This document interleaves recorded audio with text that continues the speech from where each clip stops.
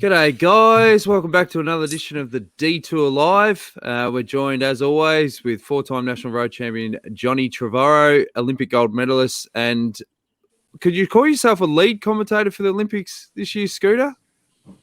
Yeah. Why not? Lead Not commentator the, for the Olympics. Yeah, not the leading commentator. Phil Liggett still has that. But yeah, lead commentator for several of the track events now.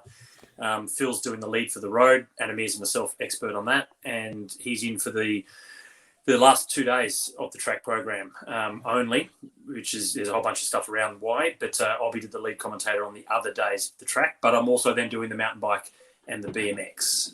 Mate, hopefully this time not doing, well, I shouldn't say hopefully, because I was thrown under the bus to do the modern pentathlon at the 2016 Olympic Games. You're famous for it, Scotty. You are famous. You called our gold medal and you did it very, very well. Yeah. So I'm actually half expecting now. That was Chloe Esposito. At the moment, she's not going, well, as far as I know, she's not going to the games this year. She had a baby last year. But her brother is perhaps still in the mix for the men's category. And I'm just waiting for Seven, if there's a potential for a medal, for him to just say, oh, by the way, can you go and do that as well? So I'm going to do a little bit of research just in case. Well, mate, you're going to have to update your business cards on the back of that. You get a bigger one, that's for sure. Yeah. And, of course, Team Bike Exchange Head DS, Matthew White. We'll start with you, Whitey. How was yesterday, mate? Good. It was uneventful. I'll take that. But it was we've had the weather conditions again. We had really variable weather conditions. We had people in front of the race, and the weather. We had at one stage 25 degrees. At another stage we had 6 degrees and rain. It was even like not light snow, but like hail at one stage and freezing just in front of the race. And by the time the riders got there, it was 8 or 9 degrees. But so there was a lot of action in the cars yesterday with clothing. And it was a long day, but it was one hell of a fight to get into that breakaway. I think it was 70 kilometers of undulating terrain until we got into Florence before the rubber band actually broke. And it broke in a big way for a couple of people. Unfortunately, a couple of guys crashed out of the race. Marc Soler, who was a leader for Movistar. Demarchi, who had the pink jersey from Israel, crashed out as well. He went down. So there was multiple crashes. Very, very stressful the first 2 hours until that break had gone. And then just a steady grind of a day through the middle of Italy with nearly 4,000 meters of climbing. Iffy? Sounds like a terrible day. Demarchi, I think, is a broken collarbone, and I think they said 4 or 5 broken ribs. So six ribs, broken arm, and he's done some pretty big damage. They went. I saw when I passed them, they didn't look in a good way. They came. It was a right and left, and lucky it wasn't a wall, but they hit an embankment pretty hard, and they were doing high speed there. So hopefully those guys recover quickly. I think the first crash with Marc Solarium was just a dead straight bit of road. Someone's clipped the wheel, and I don't actually know what happened to him, but I saw the Movistar guys going back, and then obviously they got the call that he abandoned. Then they had to get back to the group again, and it was definitely on. It was very stressful. And we had Michael Hepburn and Cam Meyer got stuck behind the Marc Soler crash, and another 20 or 30 guys. But so they ended up staying out of the group for probably 60K. And when they were nearly back into the back of the group, guys started getting dropped. So they were with guys that actually just were in trouble, and they weren't in trouble. They were there because of the crash, but then because it went on for so long, I think Cam didn't make it back to the group until basically the climb started as we exited Florence. So it was a rough day, a rough start, especially for Cam and Heppy yesterday, through no fault of their own. And then the rest of the day was just solid. And I just wanted we didn't want to put anyone in the break yesterday, and just to save energy. And these big, like I said at the start of the race, these days might not be the days that you win the Giro, but if you can ride efficiently and save energy, they're certainly going to help for when the real mountains do start, and that is tomorrow. Hey, Waddy, there was some discussion in commentary last night that tell me if this is just silly or not, that Demarchi, some of those injuries may have been caused by his radio, that he crashed on his radio, because I think it was some vertebrae as well, which suggests he landed perhaps on his back. So ribs, arm and vertebrae or collarbone, whatever it was. Do you know if that's true, or do you think is that something that actually gets discussed? Because you can see obviously when we're watching the racing, you can see the how prominent the radios are, underneath the jersey in the middle of the back. And if you were to land on it, yeah, sure, it's going to be a challenge. Is that a topic that gets brought up? Look, when I'm in the car, I deliberately turn the volume of the commentators off for a reason. But I haven't spoken to anyone from Israel. But it is definitely possible. I know in one instance with one of my riders when I was with Garmin that if you do land awkwardly on the radio, it certainly doesn't help the situation. And back in 2009, we had these new little radios, but they were a lot smaller and they were more like a little box. And because of the like they were half the size of a normal radio, but it was more of a little box. And because of that shape, we actually zip tied them to the back of the helmets, because we wanted to avoid, if there was any crashes, that if you did land on that box, that you could have injuries to your back because of like landing on it. So look, it's a story that could be true, but I certainly can't clarify. Hey, in the interest of giving people insights that might not know all the intricacies with cycling and stuff, how much information does Simon Yates want in his ear? All depends on the time of day. All depends on where we are in the stage. It varies a lot. On a day like today. So today's stage, it's going to be fast. There's potential there for crosswinds. It's the flattest stage of the race. That doesn't make it the easiest. It's very, very open and exposed today. And at the moment, they're saying the last 35 kilometers will be direct tailwind. And obviously Simon will want, like all the other boys, a lot of information on directional changes. We've got someone in front of the race. Every town we go through, we're going through some big cities today. Mantova is a big town.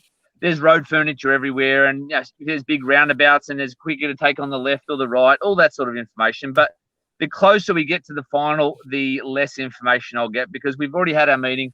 It's a pretty straightforward one as far as the run-in, and so he won't need that too much information in that last 20 or 30 minutes, because he'll have Cam and Heppy and Callum Scottson and Chris Jules Jensen around him. And so, it all depends. And some stages, the Tour de France, when we've got the normal crowds, you've got to pull back from talking as much on the radio, because, more information is not better. Because if you're on the radio all the time, the guys will start to switch off. And so if you're only giving key information, especially, you've got to adjust to the situation that those guys are in. And obviously, if you can see there's a part where there's not many crowds, well, it's a good place to give the info. If they're going through the middle of a city where you've got 10 deep people, probably not the best time to give that information out. So you've got to. That's my responsibility when I give that information out. But it does vary, Jonesy, from day to day and situation to situation. And when you're on GC, all the information has to be, it's, all race focus. The days when you were going for sprints and that, and you had those sort of switch off stages, you could have a bit of a laugh through the radio. You could maybe play some 90s bloody power ballads. You'd have a bit more fun. Well, that was more when we had like 2 guys left and we'd won 3 stages, had the jersey for 9 days, and we're following Heppy 25 minutes behind in the gruppetto. That's right. Not quite the situation now. Those days have changed there, Dan. Have you had riders crack it with you and tell you to be, because I've had a situation. I had Lee Howard. He was just in a National Road Series race years ago with the VIS, and he was leading the Tour of Tassie, and he got dry. I think it was Richie Port, when Richie Port emerged and won that Tour of Tassie, and they hit the Poatima climb. Richie rode away, and Dave Sanders and I were in the car trying to encourage Lee, and he eventually come back to us and just said, "Shut up." Okay, we know he's hurt and can't do much more. Yeah, I think with you've got to know in my role, you've got to know your leader. So like Esteban likes that sort of stuff. Lucas Hamilton likes that stuff. Simon at times does, and at times doesn't. So I've got to really change my volume and my tone depending on the leader that I'm dealing with. So same with the time trial. I've had guys there that want you to basically. Oh no, his phone's gone flat. We've got. He's got to get rid of that BlackBerry. I mean, I can't believe he's still got a BlackBerry. He's so unreliable again. You'll be plugging. He'll be back. He'll be back. The That's crapberry. what I like about Formula One. Like when you hear the race radio conversation in Formula One, like the drivers might crack the sads every now and then, but the race directors for each of those teams is just incredibly calm. It's always this amazingly calm voice with just clear messages, very precise and concise, and just mellow. And it's amazing in such a high, tense environment. I remember doing a race with Whitey back in 2012, and it was like 3 days at a punter, and it was that famous stage when there was a problem with the VIP car, and Swain was doing the time trial, and we had this sort of day worker mechanic in the back, and he got so excited. Even when Swain jumped out, he stuck his head out the window, was banging the side of the car, going, "Come on, Swain, come on!" And after the VIP incident, Whitey just had to turn behind and say, "Mate, could you just shut the hell up?" Like, it's not working. There's no point where Swain's on the bars and he hears that and he goes, "Oh, I might have to go a bit harder," because the mechanic who's banging the door, let's go. Yeah. That's the difference. If there's any rider that doesn't need, I would imagine Swain is just so low key that he'll just do the job, get it done. Oh, yeah. Yeah. No matter what you say to him, it's like, mate, you think I can go any harder? Just shut up, will you? Yeah, mate. Now, one of the big talking points was obviously, and I was glued to the TV just cheering on George Bennet because I called it. I called it on the detour yesterday. I said he was going to win. Yeah. And there was the run-in with obviously Brambilla, who, he had some points, with what happened in the race and the tactics, but he's got prize. Brambilla, like he doesn't mind going the biff, and I mean George is a fiery bugger at times as well. But what was your take in the breakaway and the final tactics there, Iffy? Well, I'd like to know what was going on between them. That when the other two finally went away, they didn't drop them. They could have easily gone with them, but they wanted to set up for the other. Brambilla finally started to try and close the gap, and then Whitey's back, and then he swung up. George didn't go through, so the pair of them were as bad as each other. I don't know what the blue was about, but they threw away an opportunity to win a stage. Whitey, we were just talking then about there was a bit of biff with George Bennet and Brambilla in the final there, and the tactics. I mean, it was frustrating to watch at times because given George Bennet had to drop those guys before the final climb, we can't really understand, what was going on there because he wasn't going to win the sprint. Yeah, I don't know. Like I said, when I did have television yesterday, I don't have the commentary on, but I looked at the replay last night just because I wanted to suss out a few things that he else was doing. Sorry, mate, can you just turn the aircon down a bit? She's blowing into the microphone. That's right. I had to turn the AC on because my BlackBerry was starting to overheat, mate. Again. It's all happening. Sorry, back to the tactics. Yeah, like I said, I didn't.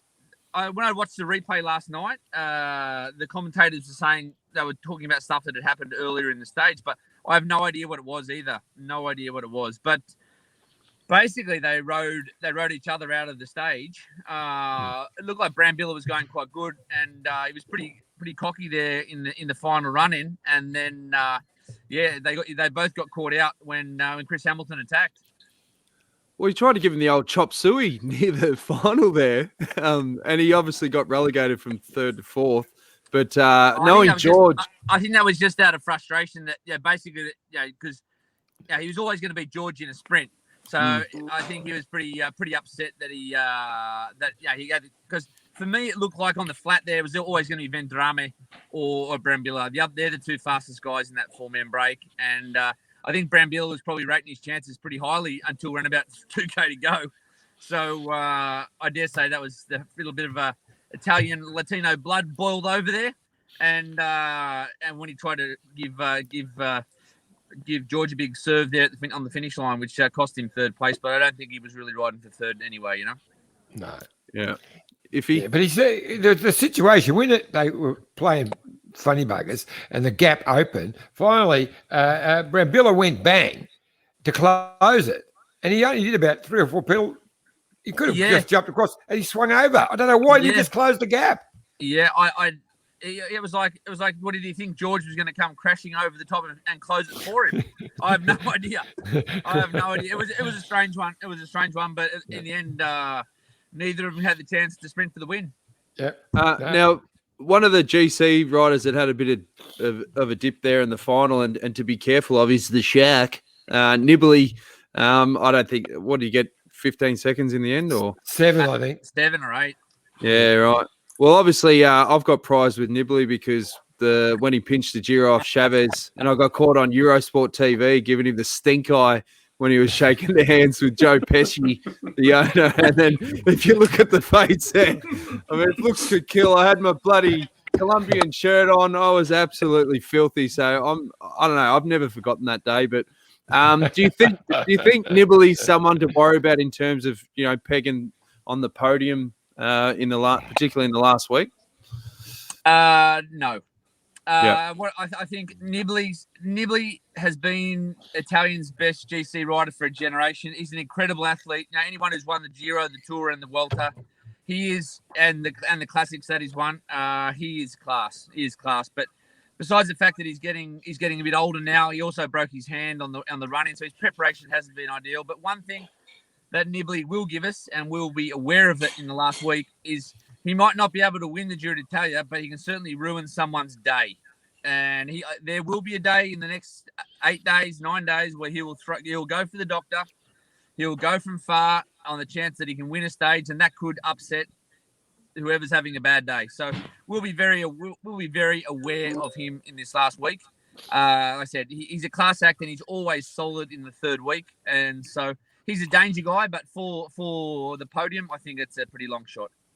Yeah, Scooter. Well, even Moscon, on the descent, cooking himself up, trying to go with wheels as well. There's a situation like that. Nibley rates himself highly in descending, and if he does force the pace and people want to chase, that'll put people under pressure, and crashes can happen.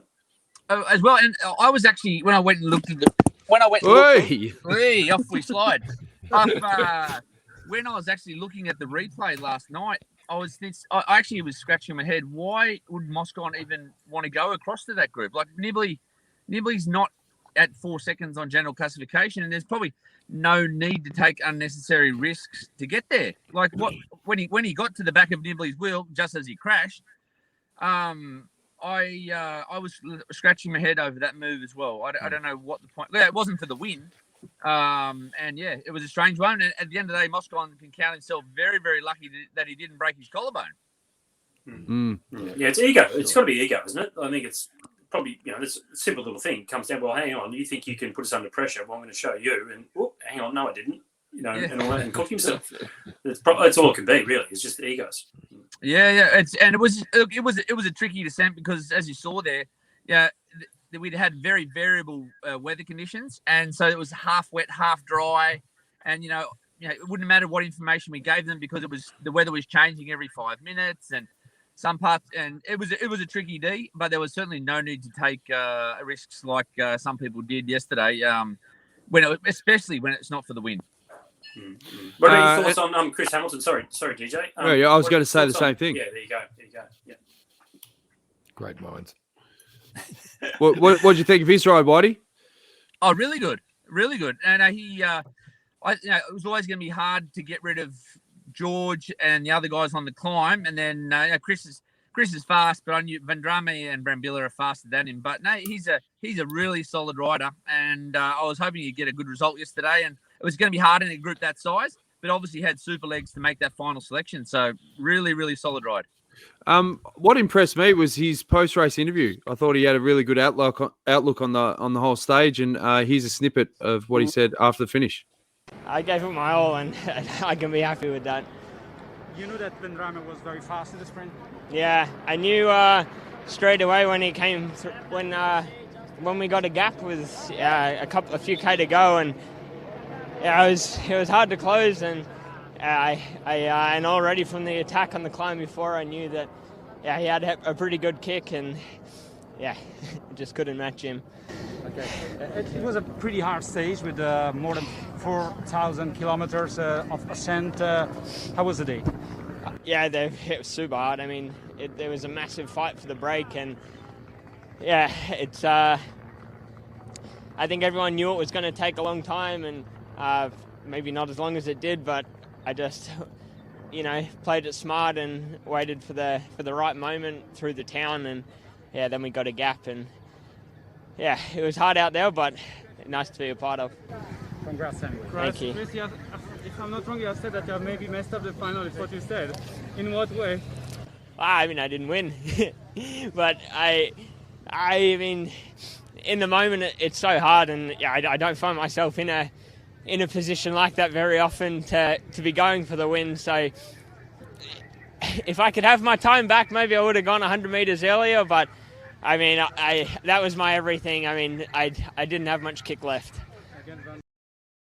I love those journo questions where he goes, "You said you messed up the finish in what way?" He goes, "I didn't win." Some belters. Yeah.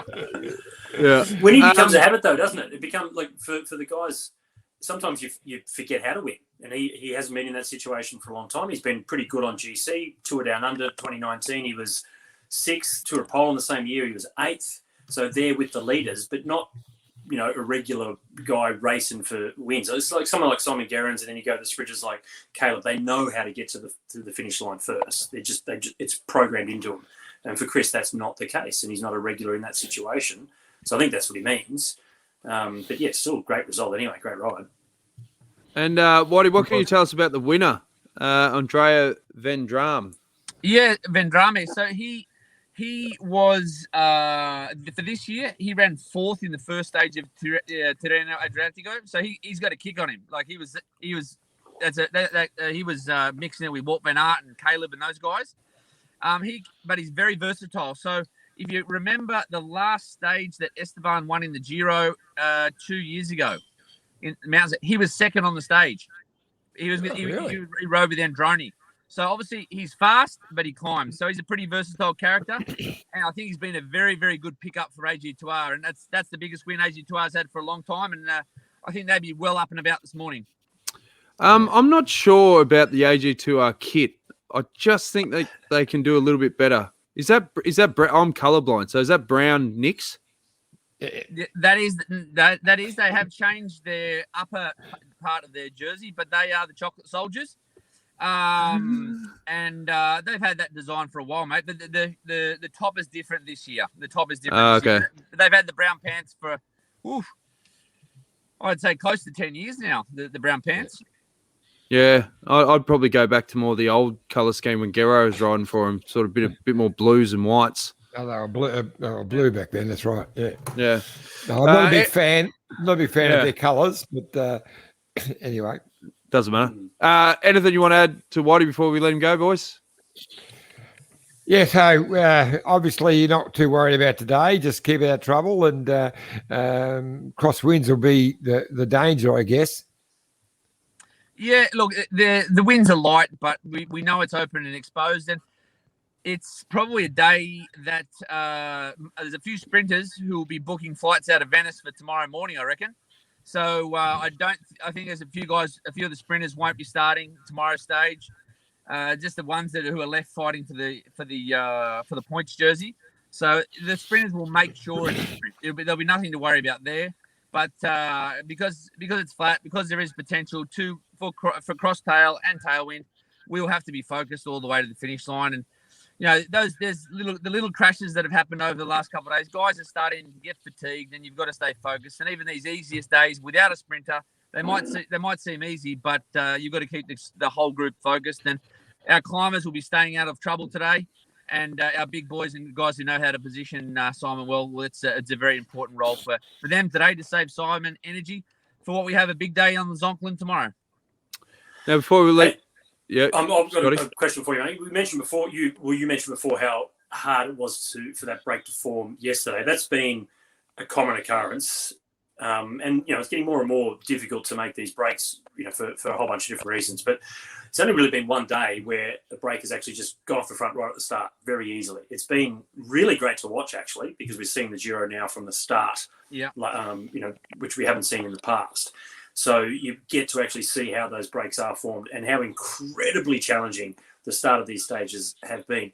What do you think is the difference these days? Why is it so hard? The peloton obviously is just in so much better condition. Everyone is so well trained now. What's the main reason that it's so hard to get these breaks forming?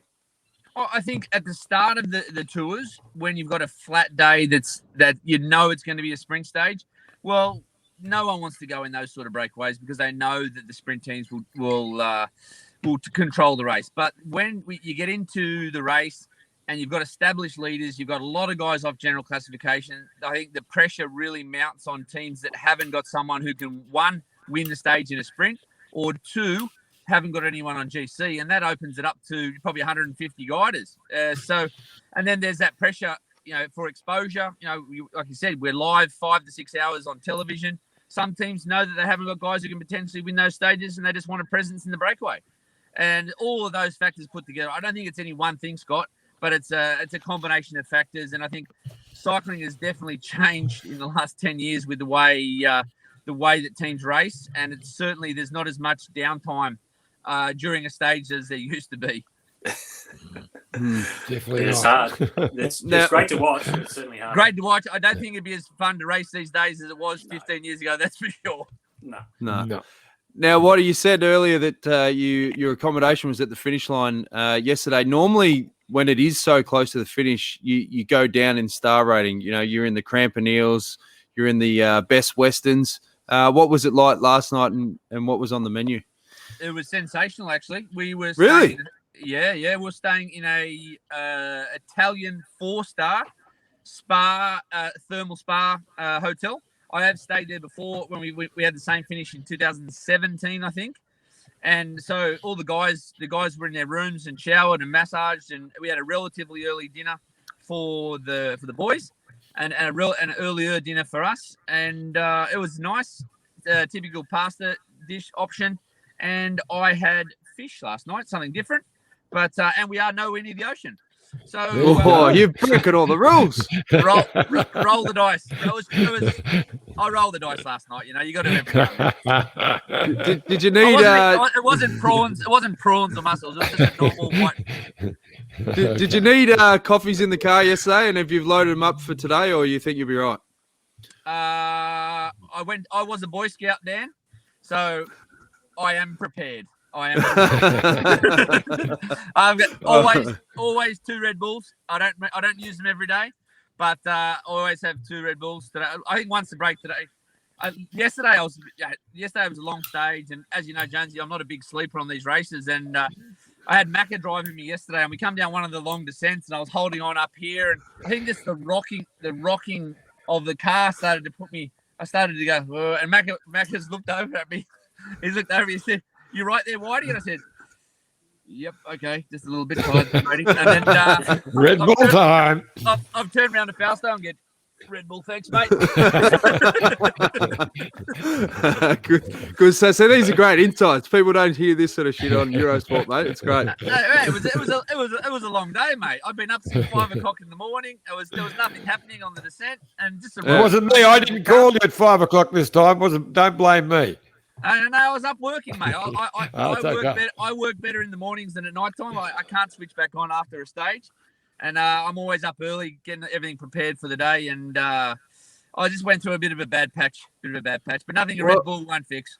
Well, it's good to see Sammy's looking after you with the backstage passes, because that would have been definitely in the old Jonesy Cup back in the day if I caught you nodding off in the in-car. Well, Jonesy, the difficulty that he has is when something was funny or something like that, you would always look for teeth, right? Yes. Okay, well, that makes it quite hard when you got a mask on.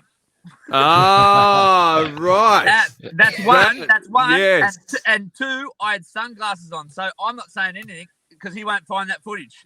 That's right. Wow, it's a new era of production here, folks. It's a new era of broadcasting. Nice. Okay. So that's something else that's changed. The mask and glasses. Yeah, because you mentioned how weekend at Bernie's. Weekend at Bernie's.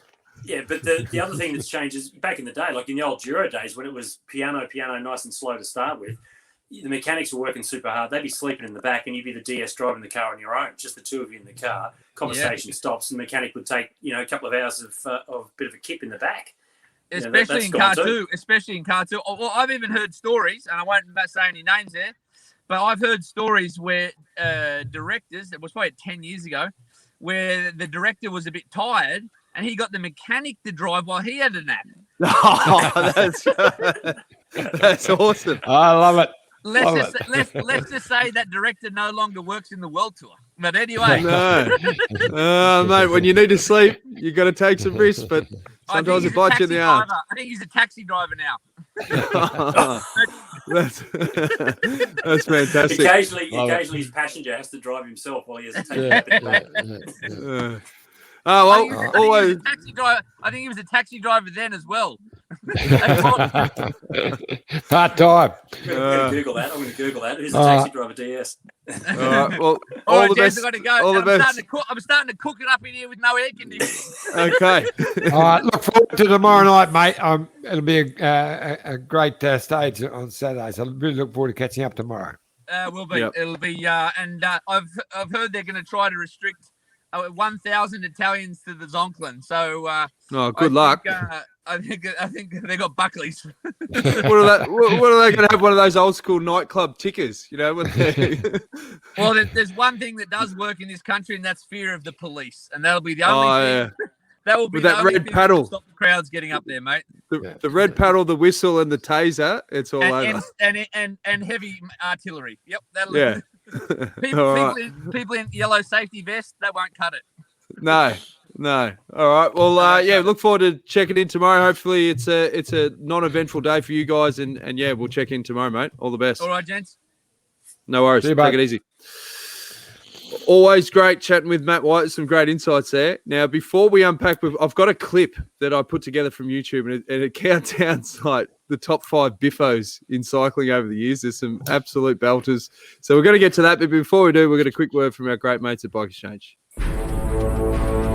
Look at this bike. You think it's just a bike, right? But it's not. It's a bike 374 people are looking at. This guy, this girl, them, all looking at it. People from here, there, and wherever this is. People that are looking for a bike. Or just a piece of it.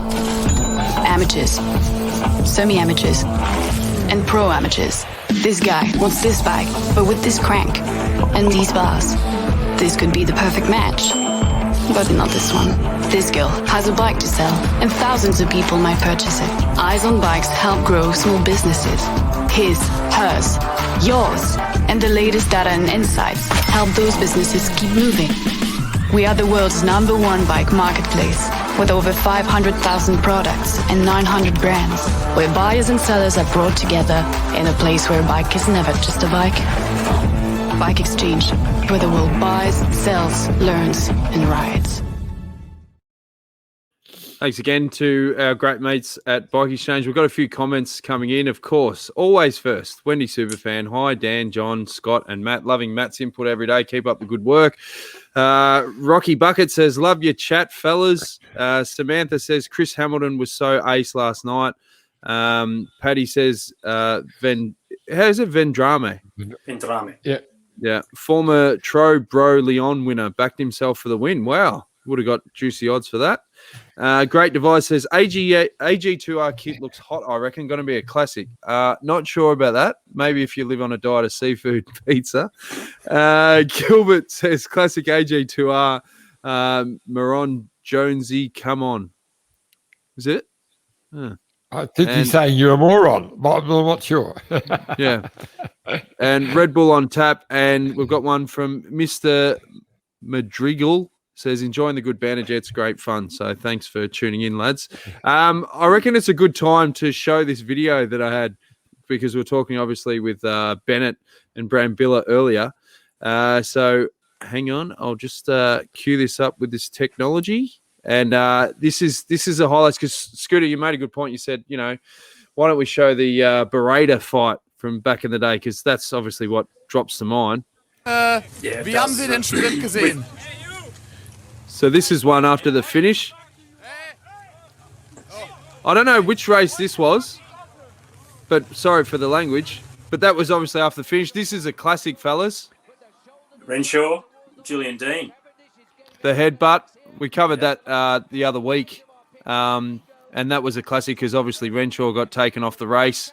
And then there's a couple of good old school ones from, I think there's one coming up from the 80s with the Badger. Obviously, Cavendish went on to win the stage there. He didn't get relegated because obviously that was all Renshaw. This is it. You remember this footage, Jiffy? Protest. This is the protest. It was like the logging industry workers or something like that, I think, Johnny. Yeah. And they blockaded the tour, and Hino just went, not me, buddy, straight in there. That was Phil in the background thinking, what the heck's going on with these mad French guys? Yeah, it was a fair right bloody haymaker from the Badger. Oh, yeah, now, this it came from all the way back. Now look at this one. The Cofidis guy chops for the intermediate sprint. He sees him, chops him, and then gives him a don't argue. How dare he come past? Yeah. Yeah. And then he goes on with it. And then I think you were saying to him after the finish, you and me, after the finish. Now that could have been that 75 who he is there might not have been working with him. He might have been sitting on too much. Now this is Brambilla. He's got priors. He's a fiery Italian, man. That's what I think we saw yesterday. But George is not going to back down, is he? Which he didn't yesterday. So No. And then this is when they kicked. Was this the Giro? They kicked him out. And this is when the commissaires came up to Brambilla and said, "That's it, mate. You're done. You finish. You're out." Why? What'd they do? Oh, I only connected 4 jabs. Yeah, just brushed him. That's Lars Boom. He makes a number of appearances. Yeah, hence the name. Have you seen this one? Boom's Lopez? just his nickname. Lopez? Yeah. In the Spectator. What started that one? Well, he knocked him off. Yeah, the Spectator bumped into him and knocked him off. Here's Rui Costa. We were at the finish that day, remember, Scooter? We were, and he pulled the front wheel out. He put the front wheel out to defend himself. Yeah. Actually, And then you pulled the wheel out to hit Rui Costa with. And I thought, And if I was going there's- to choose anything, it'd be the chain ring. If there's one man to break the fight up, he's about to make an appearance, and that's Serge, the doctor. He comes in. Come on, mate. Off you go. That's it. Fight's over.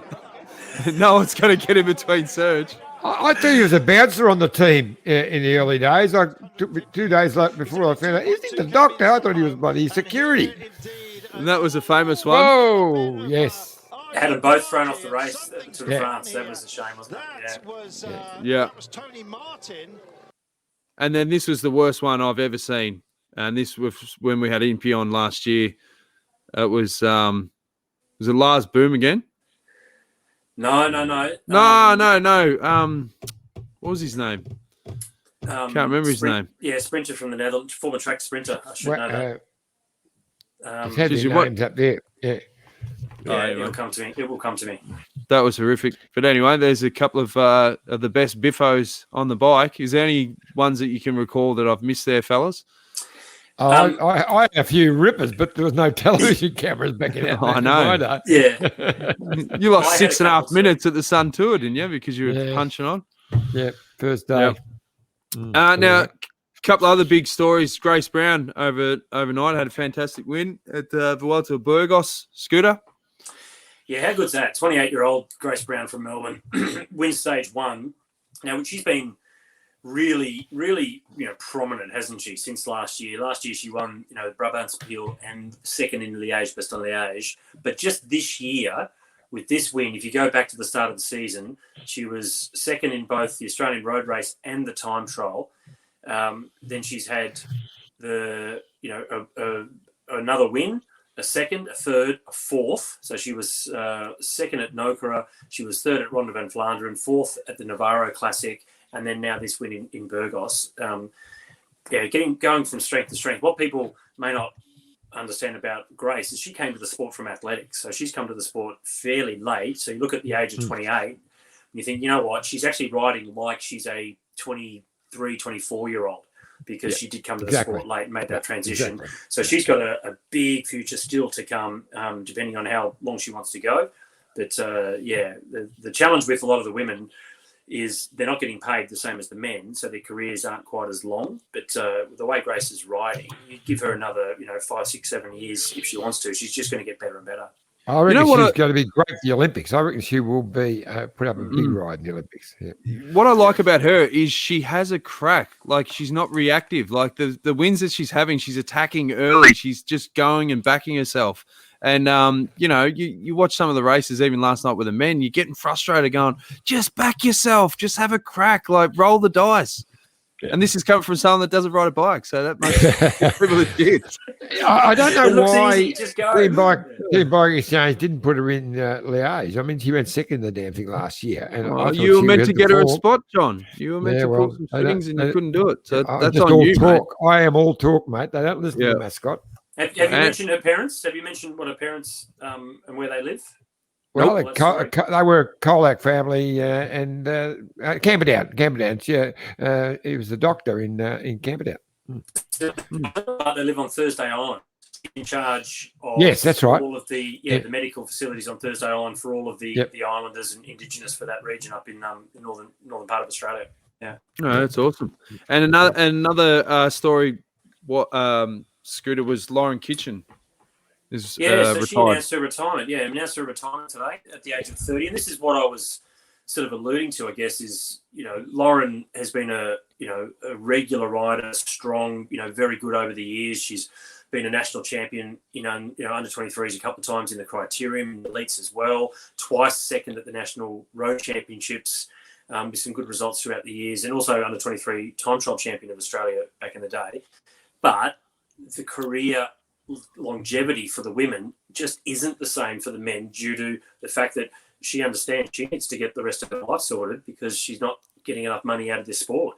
So that's the big challenge that we have in women's cycling. But regardless of all of that, we do certainly wish her all the best. She's been a great asset for Australian cycling and really wish her all the best for whatever the career path is she goes into next. Yep. Iffy. And Johnny, this is the best result she's ever had was in 2008. She won a stage of the Bay Crits.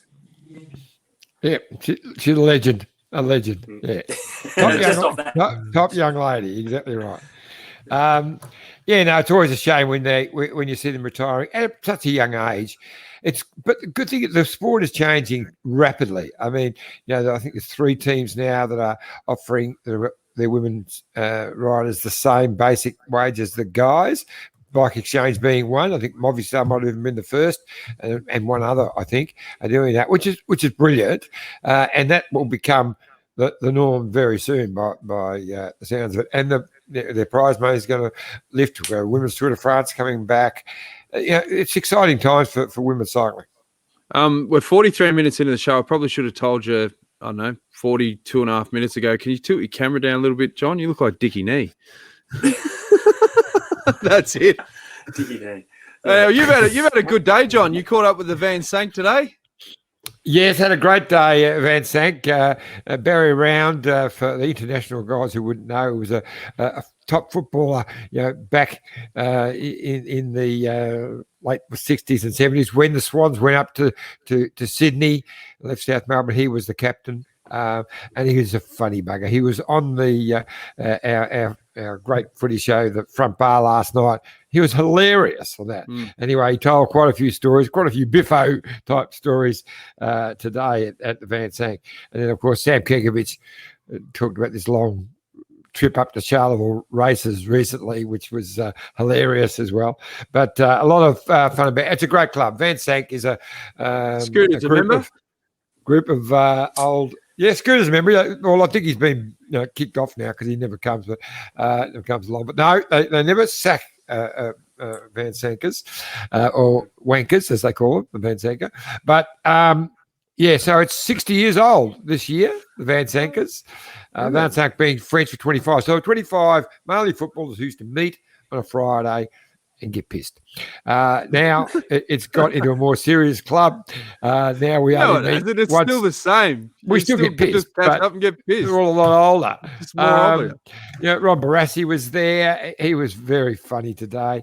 Got some legends, mainly footballers, but Gordon Johnson, our world pro sprint champion, who hasn't been 100% of late, but he was there at lunch today, and we had a great afternoon. And the first time I've been to a Van Sank lunch and didn't drink very much at all because I had to drive up to Nagambie to do our show. So a couple of light beers and a couple of wines. How is the commitment? Yeah, first time ever. Get kicked off. Normally, Van Sank, I would arrive home 2 days later. So yeah, I've improved. I've grown up. We've got a few more comments. The Wheel Wizard says, Jonesy, you would be pleased that your podcast got mentioned by Hatch on Eurosport last night, and Scott descending on a mountain bike is totally different to doing it on a road bike. I did see that, and thanks to Hatch and the crew, they gave the social distance potty a plug. They did, and what Wheel Wizard is talking about there is I mentioned to Rob Hatch that Chris Hamilton won't mind the conditions, wet conditions towards the end of the stage, because he does come from mountain biking, and because he's part of our training bunch in Bendigo, I know how skillful he is in all conditions. So thanks, Wheel Wizard, for that point. But as you see with Cadell Evans and so many of the other mountain bikers, they are very, very good when they make the transition across to cycling when it comes to bike handling skills. Peter Sagan's another one as well. But yeah, it is very different, but the guys that are good on the mountain bike seem to be very good on the road bike as well. Yeah, and Great Divides, it was Theo Boss. Of course. Yes, of course. Yes. Got a holiday for that one. That's for he sure. got a long holiday, didn't he? Yeah. Gavin says, Grace is in phenomenal form. Let's hope she can carry it into the Olympics. Do you reckon it had an effect on the riders that were announced, to be in the Olympic squad? There's not a lot of riders that get that. That'd have to give you a lift going into a race that day, yeah? Well, so with Grace, yeah, for sure. But Grace also knew that she was doing that. So the announcement wasn't a surprise to the riders that were picked, put it that way. So they knew ahead of time that was. Yeah, but you get smashed with messages from people going, "Congrats, that's awesome, you're going to kill it," and then you're obviously up and about. Yeah, absolutely. Yeah, it doesn't take much, and to increase your motivation. And as you said, Grace is one that has a go. She, that was a flatter stage, and she got off the front and still come away with the win. And now she's in the overall lead of that race, and you'd expect her to still be there, perhaps over the next couple of stages. Some big riders there that are perhaps better climbers than her, but she might be able to take this all the way through. And look, the Olympics themselves, it's a different style race. It's a hard race. It's a hilly race, but it's still a one-day race, which we know Grace is really good at, with the results at Liège and Flanders and Brabantse-Pijl. She's certainly going to be one of the favourites going into it. And we have Amanda Spratt as our other, better climber, supposedly. So, we're in pretty good position with those two great riders going into the games. And Annette Miller says, Grace is riding with increasing confidence, also impressed with her teamwork at Durango. Yeah, she's great. Yeah, and that's one of the things that she's learnt as well. She had to, there have been, Michael Woods is another former runner that's come across to cycling, and one of the things he struggled with was the skill level. Talking about descending before, and Michael Woods has been well known as a terrible descender, and they get to the top of any climb, and most of the good guys that are behind Michael jump in front of him before the descent. That has changed a little bit over the last season or two, but Grace is one that has adapted really well. And anyone that might have a great physiology, make the transition to cycling, do a good time trial, a good hilltop finish somewhere, you think, wow, they could really go on with it. And then sometimes they don't, because they just don't adjust as quickly as they need to save energy when they need to within races. And Grace is someone that has actually done that, which means, there is so much more growth still to come, because she can save energy when she needs to. She's not scared. She knows how to descend. She knows how to position herself. So, yeah, it's great. You'll like this one, Johnny. Free Ranger says, racing has changed. No chance of Bernard relaxing by the pool and being mistaken for the mechanic.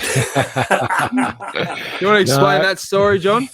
Quickly, for those that don't know. Yeah, we were at the Tour of Mexico back in our amateur days, and we arrived in Puerto Vallarta, which is the place where the Love Boat used to dock, and we're in this magnificent hotel, and the boys are all around the pool, and I'm laying out in the lilo with a fag going in a can, and the Italian team walked in and they started talking to the boys, and one of the Italian riders said, I think it was Clyde Sefton, hey, your mechanic, he has a good time. He said, that's not our mechanic, that's the Australian road champion. How many times do you reckon you've told that story? I reckon it have to be in the thousands now. Probably. Yeah. And was that the same year as Merckx that you went to? Yeah. So we'd ridden the Olympics, come home. Lisa was just born. She was only I come home and my first born when she was a week old. I was only around for a few days. We went to Tassie, the Tour of Tassie. Then I got picked for the Amateur Tour of Mexico. So I said, I'll see Al, I'm going to Mexico. Wasn't very popular. And then we got over there and a few of us got eliminated in the high mountains on the first day. And then Donnie Allen, myself, Clyde Sefton and Mike Neal, American, we went right across Mexico to get back to Mexico City, and we watched Eddie Merckx break the hour record in 1972. And you got smashed into him, yeah. I hit him in the head with the camera. That's right. Yep. Great stories. And he remembers it. He rubbed his head. Yeah. All right, fellas, before we go, predictions for stage number 13. Start with you, Scotty. Oh, well, this is much more open now, isn't it? With the two fastest, well, so far, the two fastest guys, Tim Malia and Caleb, out of the race. So, yeah, it comes down to a mix of them, isn't it? It's Groenewegen and it's, Ken Peter Sagan with the confidence of winning a stage. He hasn't been the absolute purest speedster at the Giro, but, he's so classy that he might still be in the mix. Chimale's right there as well. Look, what about Gaviria? Gaviria, well, and a couple of years ago, you would have said absolutely, with Caleb and these guys out, Gaviria is the man, but I don't know. And look, the day that Peter Sagan won, Sagan won, I think Gaviria, he threw it away. He lost that race by not following Milano, his lead-out man, through. And that opened up a gap. Sagan jumped on the wheel, and the last corner was so close to the finish that Sagan came away with the win. So I think if Gaviria went round the last corner first, he probably would have got the win ahead of Sagan. So, yeah, look, it's I don't know. I'll say, all right, I'm going to say Gaviria. I was just thinking with my tip yesterday, if you back George Bennet for the place, you would have got your money. Yep. Because he got the relegation. So that does make a big difference when it comes to the punt, folks. Tomorrow, can Nizzolo make it 12? Oh, actually, I hope so. Yeah, that would be... No, not. No, I hope it doesn't make it 12. Can he make it 12 second places? Yeah, Viviani. 11 second places. Well, Viviani is actually my pick. I think he's actually starting to look much better. He's in the mix. Made a couple of mistakes in there, but he's actually going quicker. And he's my pick. All right, I'm going to change. I'm going to go off Gaviria. I'm going to jump on Nizzolo. You're on Viviani. How about you, DJ? Gaviria. All right, okay, we've got all three covered. One of those three. Yeah, so Sagan will win. Not going enough. Yeah. No. Hey, Whitey was talking. The win yesterday. Like, I was so rapt to see Chris Hamilton in second place. He is part of the Bendigo training bunch. We do know that. Yeah, so we mentioned that several times. So that was great. And there's a Facebook group chat for the Bendigo Saturday bunch ride. So the Bendigo Sevens goes out at 7:00 in the morning. And everyone's just been jumping on since last night, just congratulating him. And Chris has come back and forth. And one of the guys that's in our group, Connor Sens, one of the young fellas, is racing in Italy at the moment in the under-23s. And he went to that particular stage and filmed Chris coming past before the finish. So a few Ks, maybe 5-6 Ks to go, and yelled out to Chris. And Chris mentioned in this chat this morning, he said, "Oh yeah, I heard that Aussie voice. I was wondering who the bloody hell it was." That's awesome. Just great little interaction within the community that I know will inspire the next 13, 14, 15, 16-year-old kids that are coming through that training group. And Bendigo, look, I don't live there anymore. I'm there often, but I don't live there anymore. But it's such a strong cycling community, and it's guys like Chris still interacting with the local guys, coming back and training in the local bunches that inspires the next kids that come through, and it just success breeds success. And that big step that John, you would have had it, I've had it. It seemed that Europe was so far away, and the Europeans, the Italians and the French and the Belgians were superhuman. That's not there anymore. These kids now in Central Victoria or wherever they are can see that step isn't as big as it used to be. And hey, look, if Chris can do it, well, if we're good enough, why can't we? Yeah. So, it's great, really inspiring. If John can do it and smoke and drink, I can do it. Exactly. It's not too late for you, Jonesy. You can still do it, mate. Masters. Yeah. Masters. Yeah. If Jamie Anderson's watching this, I'm coming for you, mate. I'm going for the title. Masters. I got a real thing about the Masters. Look, I think it's great, and it's one of the bigger growing parts of cycling in Australia and the cycling community. But Masters kind of, it's for the older riders, but it also could be seen as the best of the best. They are the masters at it. Whereas not, they're the vets, they're the old bastards. So, so you argue that it should be changed. Should be changed from the masters to the old bastards. To the old bastards, yeah. I'd probably start racing again then, actually. Instead of the masters, I'd go racing the old bastards for sure. Yeah. The grumpy old bastards, yeah. They're good. They're good debaters as well. Yeah, they're great. They've got the best bikes too. Because once you struggle through getting whatever you can scrimmage and scavenge over the years to get whatever protein to give you whatever equipment. When you get to the masters, typically you've got enough money to buy whatever you want, and you go to the masters races. They are so well equipped. They look fantastic. Those guys and girls. I've seen quite a few veterans over the time who have become much better bike riders in their 60s than they were when they were younger. They raced when they were younger. They were average bike riders, but they were busy with work or whatever, probably didn't train hard enough. But suddenly they get to late 50, 60, they fall in love with the bike again, and they are training harder than they ever did. They're actually going better than they were when they were 25. But one of the other reasons for that, John, is because all the guys that used to beat them back then don't race in the veterans or the masters. So all of a sudden they jump up a category and look so much better than they used to. So you're saying they're old bastards and they win by default. So geez, for all the masters that are tuning into this program, we do not condone the comments from Scott McGraw. We love you. He's only a guest. Remember, Scotty is just a guest. The reason I don't race masters is because if I get beaten in the masters category, I'm going to cop it big time for the guys.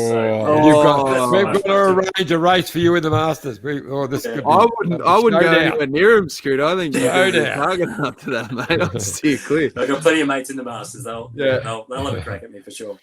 All right, fellas. Well, it's been another great episode, and tomorrow's going to be a monster day. It's going to really light things up, so we're looking forward to that. So thanks again for all your support for the show. Remember to tell your mates, get on YouTube /The Detour Podcast. If you're listening on Apple iTunes, give us a rating. Hopefully 5 stars. If you're a Masters, give us 1 star.